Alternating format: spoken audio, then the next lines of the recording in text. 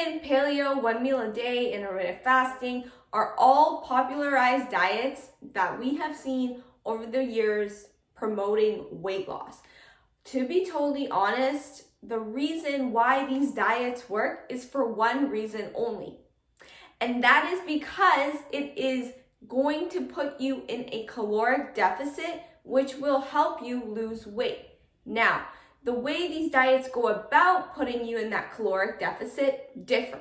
For instance, keto, you are taking away an entire food group, which being carbs, that leaves you having to eat nothing but protein and fat. Keto also helps you eliminate a lot of processed sugars like cereals, breads, pastas, all of those, because you can't have them. The one thing that helps people lose weight is not feeling hungry. Because when we feel hungry, we feel tempted to eat more, right? So if we can feel satiated, for instance, on just fat and protein, that's completely okay. However, if you love carbs and you don't see yourself going keto, like I can't imagine myself going keto ever, sushi, rice, cereal, my jam, then you are better off to ditch it, because that is not a sustainable approach that you can take for the rest of your life. All diets work, but the reason some diets may not work for you is because you can't stick to that caloric deficit, because you get hungry and you are tempted by the other things that are not within those confines of the diet. Let's take a look at intermittent fasting. The most popularized fasting approach is eating for 8 hours and fasting the rest of the day. This just restricts your eating window, which, within 8 hours, you can't usually fit in a lot of calories because you may feel really, really full. So therefore, it is causing you to eat less by default because you just don't feel hungry. But then again, you are fasting for the rest of the day, so leading you to maybe adhere to that caloric deficit. It doesn't really matter what you eat in that eating window of 8 hours, as long as you are eating less than your body requires, you will lose weight. Ditch all of those diets and just listen to this one tip. Think of your calorie consumption like a bank account. You are to invest most of that money into the foods that help you feel satisfied, that you do really like, that keep you full, that give you a lot of nutrition, right? And that is the same with your bank account. You pay your bills, you don't really spend that much money on, shopping sprees or whatever. But then you have that, that little portion of calories that you can devote to 2 Oreos or a handful of chips or something like that, that will still keep you mentally sane. So here are 3 rules that will enable you to stick to your caloric deficit by eating more for less calories, which in turn will help you feel full and satisfied. First rule is choosing low calorie dense foods.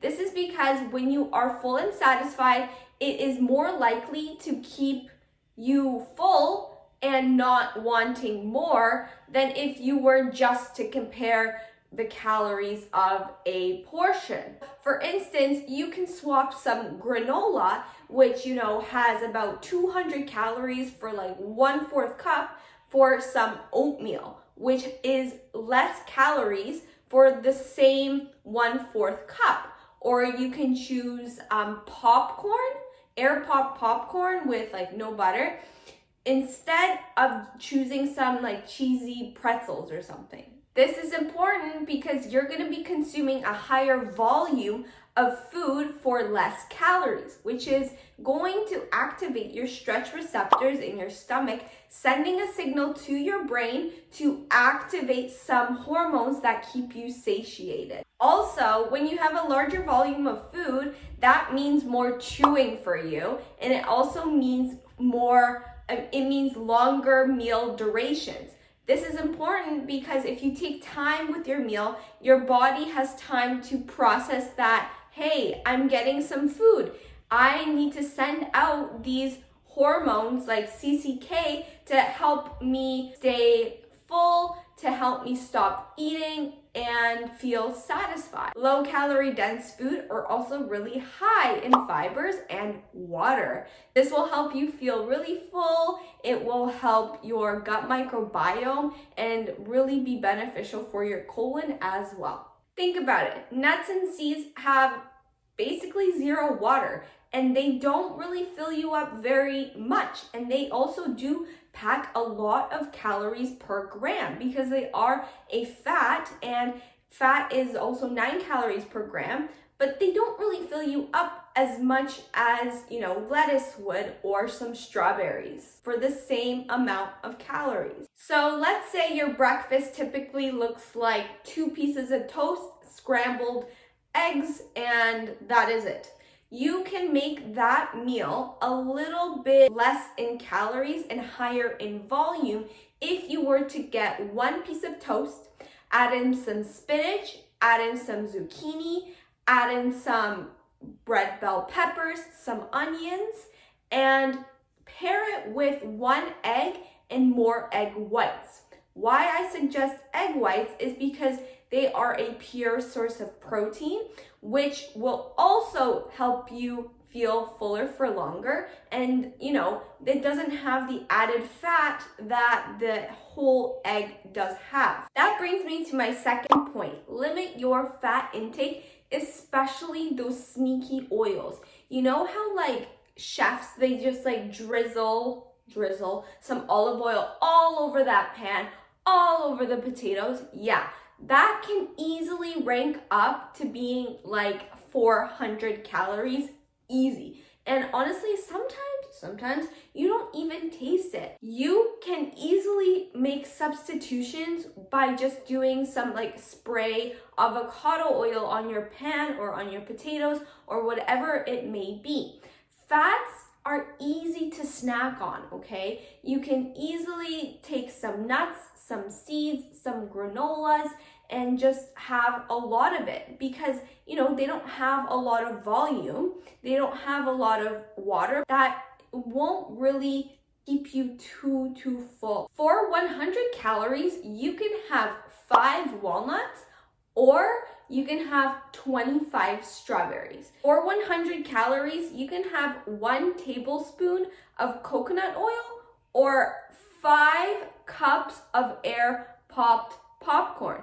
Which one would you choose if you were starving? I would have picked the strawberries and the popcorn because it would keep me fuller for longer.